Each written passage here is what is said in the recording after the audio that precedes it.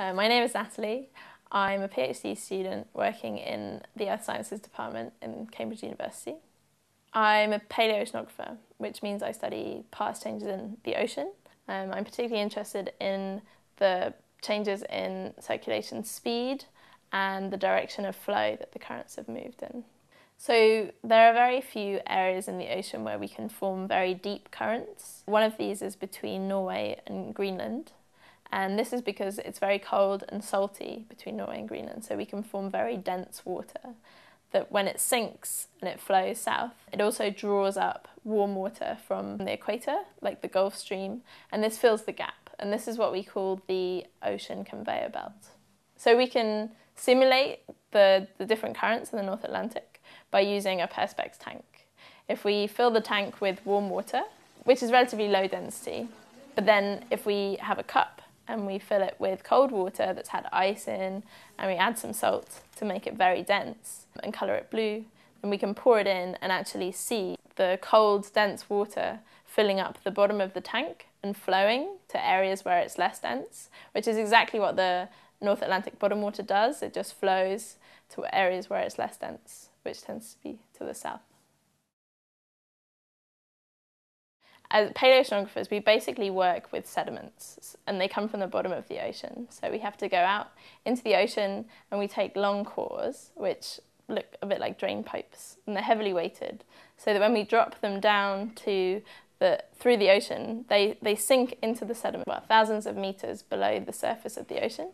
And then when we bring them back up, it brings up a column of mud.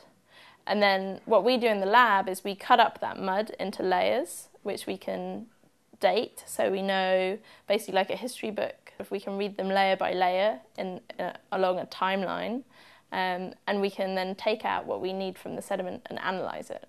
We sieve the core so that we can separate the coarse fraction, which is sort of sand size, from the finer fraction, which is very muddy.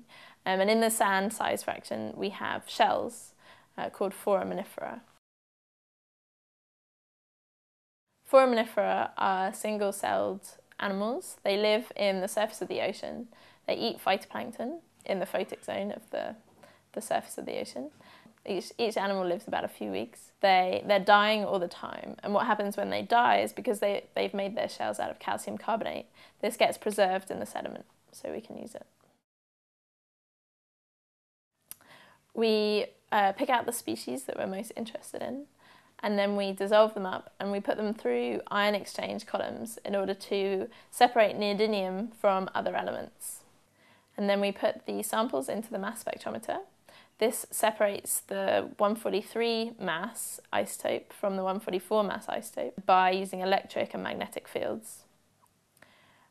These isotopes tell us about how the ocean currents have changed in the past, because each ocean current is labelled with a different isotope signature.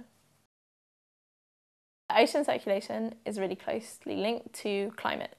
So in order to understand what's going to happen in the future with climate change and how this will affect ocean circulation and vice versa, we really need to understand how closely linked these are.